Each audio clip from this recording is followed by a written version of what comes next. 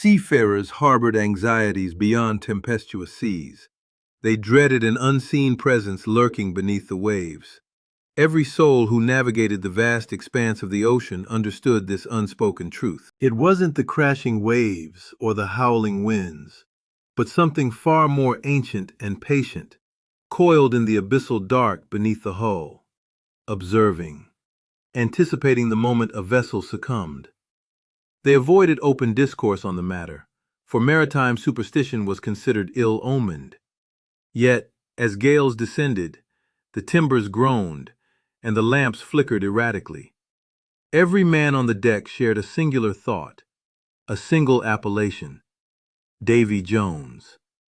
This was not a fictional narrative or a cautionary tale for children, but a tangible entity, a palpable threat. For over 3 centuries, weathered individuals, naval officers, seasoned captains, mariners who had traversed oceans and weathered storms that claimed all others, whispered his name as a perverted prayer. The very utterance, it was feared, held the power to summon him. And here lies the unsettling truth. Some of them were correct. The phrase first materialized in written records in the year 1726 within a publication attributed to Daniel Defoe, the very author of Robinson Crusoe. This was the same man who dedicated years to meticulously documenting genuine pirates, authentic folklore, and actual maritime terrors. His reference, though concise, was laden with dread. Davy Jones's locker, signifying the ocean's floor, the ultimate resting place for any man lost to the depths without a proper burial. However, Defoe did not conceive the name. He merely recorded its existence, indicating that the legend was already well established by 1726, an integral part of sailors' lexicon, and a source of considerable fear. This leads to the enduring enigma that maritime historians have yet to fully unravel: the true origin of Davy Jones. The locker itself serves as a logical starting point for comprehending what mariners believed resided at the ocean's bottom, illuminates the profound depth of their fear of the name. When a sailor perished at sea during the 17th or 18th centuries, their body remained unrecovered, leaving no grave to mark, no ceremony to perform. They simply vanished beneath the waves. Within the framework of maritime folklore, such an end was not merely death. It was a specific form of damnation. A man interred on land found his way to God, but a soul claimed by the sea was consigned to Jones. His locker was envisioned as an immense coffer resting on the ocean floor, an underwater penal colony where the spirits of drowned mariners were held captive, denied repose and the ability to move onward. Neither paradise nor precisely perdition, but an eternal, lightless void beneath leagues of frigid, dark water. Every sailor understood the dire implications. If one's vessel met its end, death was not the conclusion, but rather one became property. Captains wielded this dread as a tool of control. Sailors who defied orders were reminded of their fate should their insubordination lead to the ship's demise. Crews embroiled in disputes over labor were silenced with a simple, chilling question: quote, _0 _. This threat held more sway than any physical punishment, as every man aboard had witnessed a comrade fall overboard, never to be seen again. They had all experienced firsthand the ocean's swiftness in claiming its victims, and its absolute power to erase all traces. Yet, here is a perplexing aspect that eludes historical explanation. Davy Jones was not merely a designation for the sea's abyss. He was perceived as an entity that manifested, an apparition that presented itself, an individual whom sailors claimed to have glimpsed moments before their demise. The earliest documented accounts of sailors encountering Davy Jones himself depict a figure rather than a monstrous entity, not the tentacled beings of modern fiction, but something far more sinister, something almost human in appearance. Dark, wide-pupiled eyes capable of piercing the abyssal gloom 3 rows of what were described as teeth, and skin the hue of a drowned corpse, a spectral blue. He invariably appeared at a specific juncture, not during the storm's fury or when the waves reached their zenith, but in its aftermath, once the chaos had subsided and the crew believed they had weathered the worst. It was then, on the horizon, that he would materialize. One account from a British naval log, dated 1732, details a mate named Thomas Colley reporting to his captain the sighting of a figure standing upon the water near a vessel that had sunk hours earlier. Not swimming, but standing, observing the wreckage. The captain dismissed the report. 3 days later, Thomas Colley met his end when his own ship capsized in a storm that arose without warning. The captain duly recorded both entries, the sighting and the death, without drawing a connection. Whether he doubted the correlation or simply chose not to document it remains unknown. Colley, however, was not an isolated incident. Across 3 centuries of maritime records, a disquieting pattern emerges with remarkable consistency. A sailor observes an anomaly at sea, a figure, an apparition, something inexplicable. They report it to their captain. Days later, they drown. In some instances, the entire ship perishes, in others, only the observer. The Royal Navy treated these accounts, much like all supernatural claims, with official silence. Sightings were logged due to maritime law's requirement for accurate documentation of all unusual occurrences, but no investigation was undertaken, no analysis performed, and no connections were made between disparate vessels.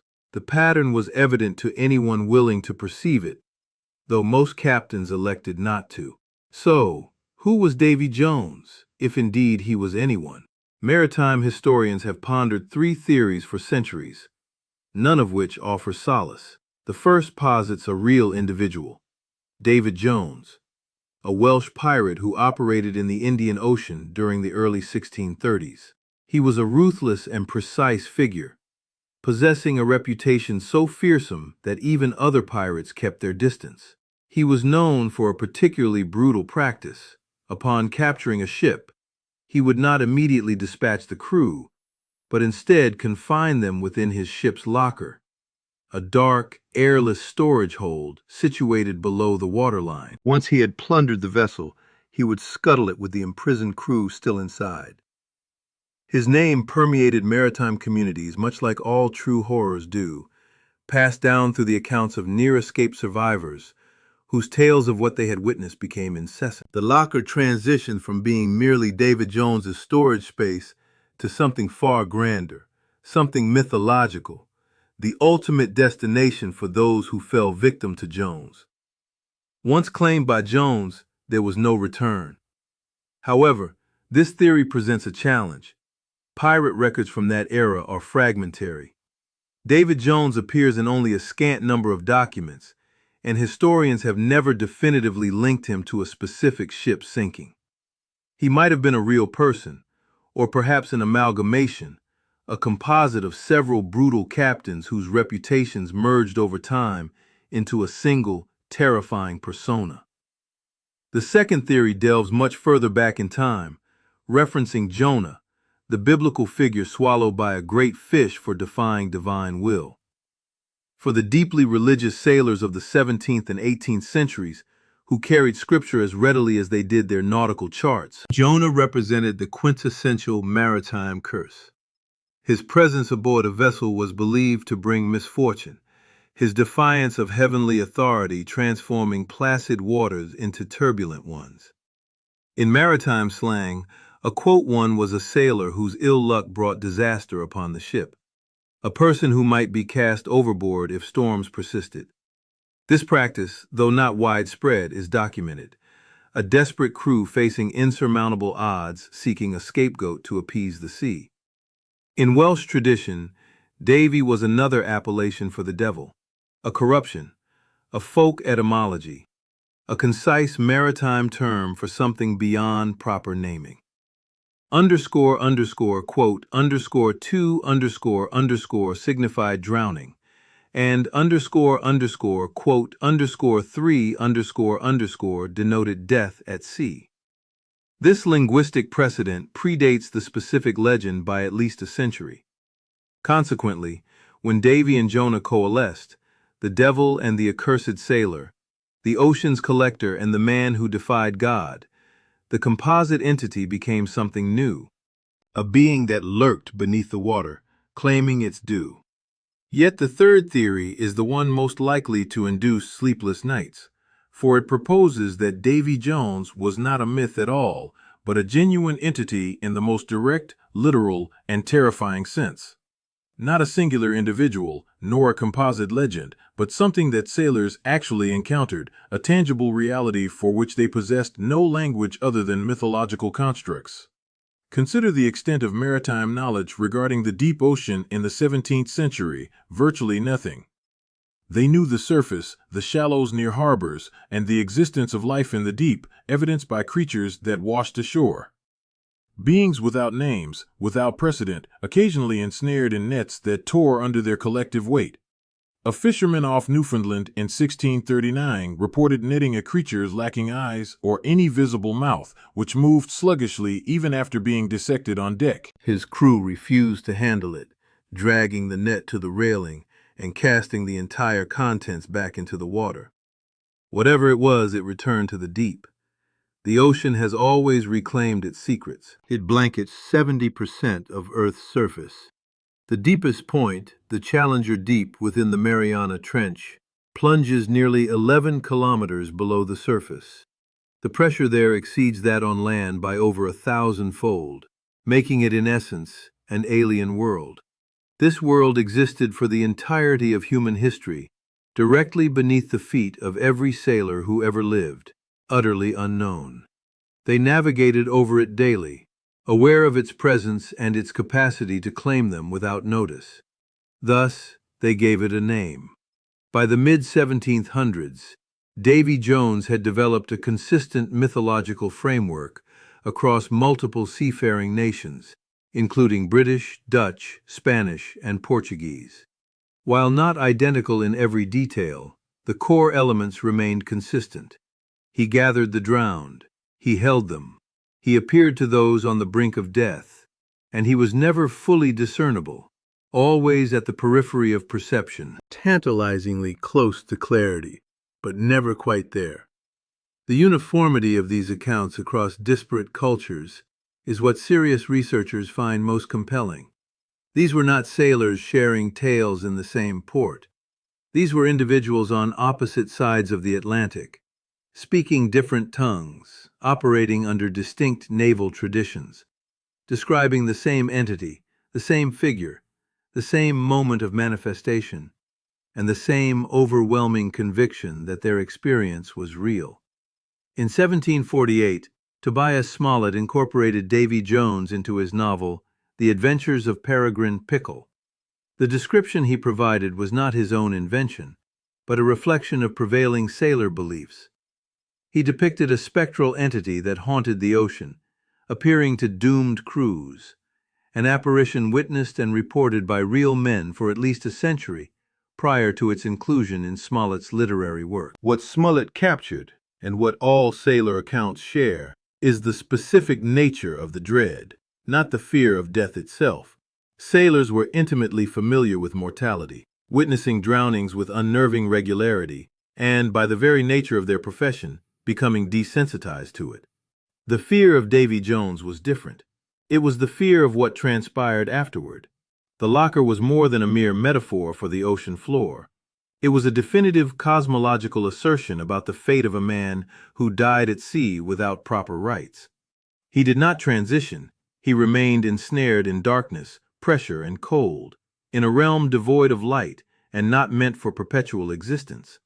The theological ramifications were not lost on the sailors who subscribed to this belief. In the Anglican tradition, which held significant sway within British naval life, the soul required proper burial to attain eternal rest. Dust to dust.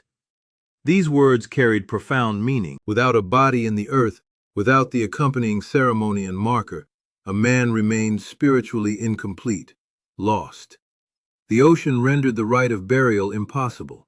A body could not be retrieved from the depths, nor could the sacred words be uttered over 3 miles of dark water.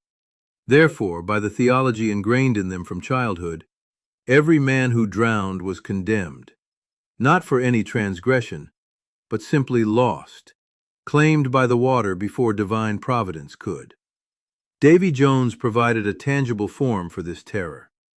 The sightings did not cease as centuries advanced. In 1812, the crew of a British supply vessel reported observing a figure walking upon the water's surface during a period of dead calm, 3 hours before their ship began taking on water through a fissure inexplicable in a hull that had been recently inspected.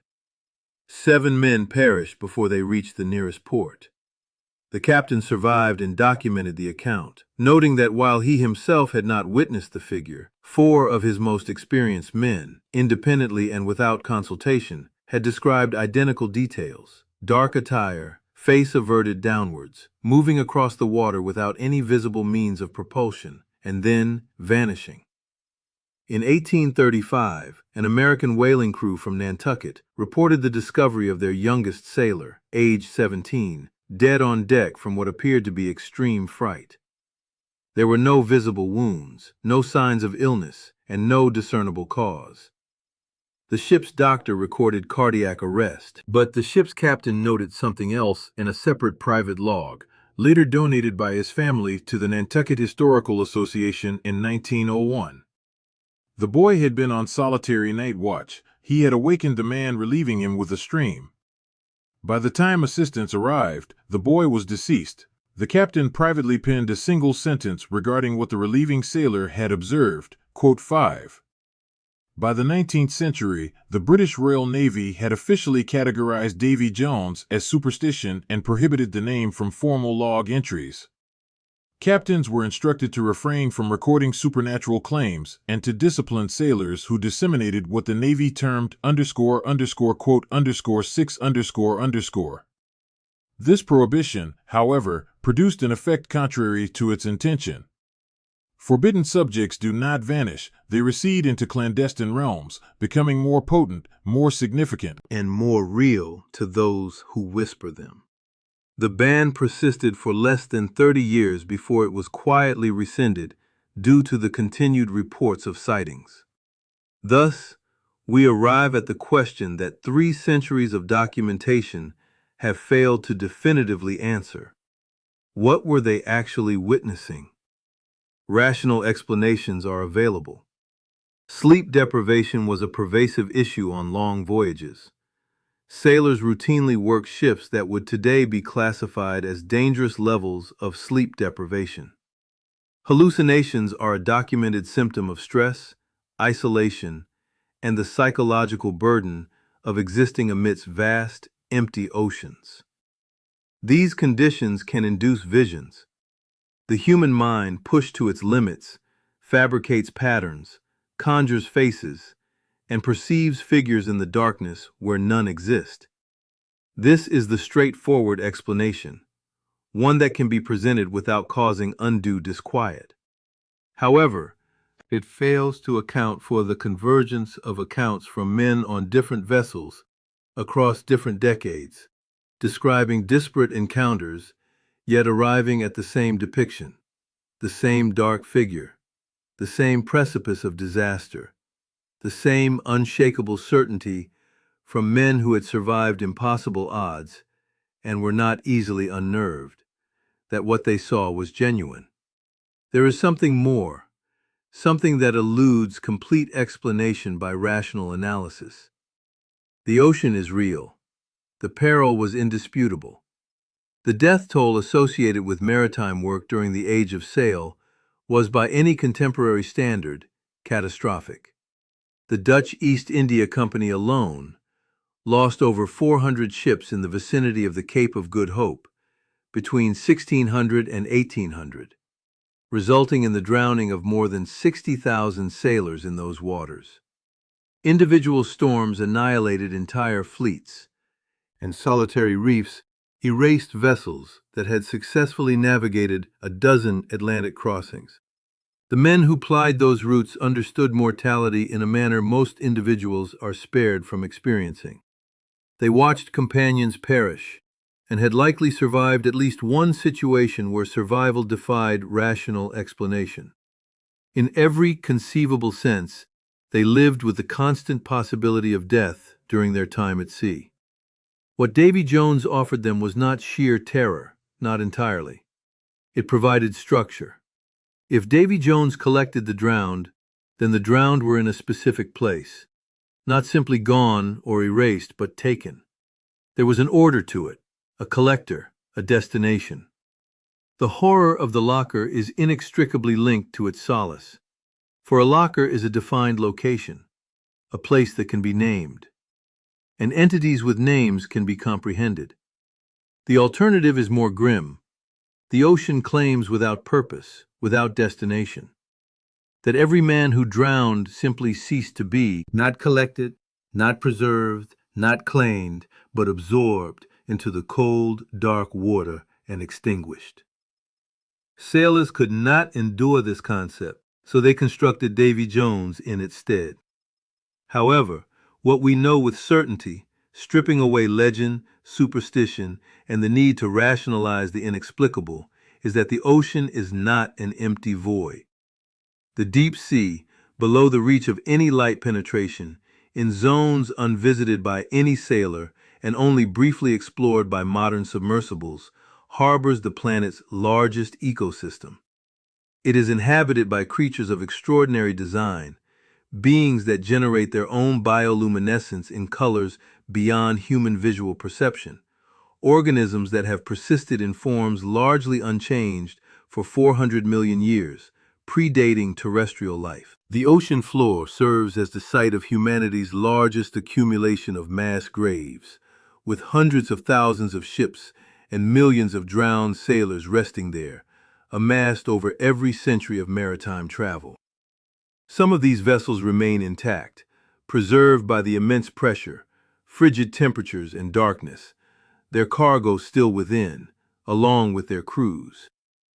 The sailors who believed in Davy Jones were not entirely mistaken. Their error lay in the mechanism, the mythology, the 3 rows of teeth, the saucer-like eyes, and the figure traversing the water. But they were not wrong about the fundamental reality of its existence. Something resides down there. Everything that was lost is down there. Everyone they lost, in a realm of absolute pressure, absolute cold, and absolute darkness, under conditions so inimical to human biology that bodies have been preserved in a state of unsettling completeness for centuries, not gone, not decomposed, but kept in the most literal sense imaginable. Davy Jones's locker is indeed real, but no devil conceived it. The legend of Davy Jones endured because it served a crucial function.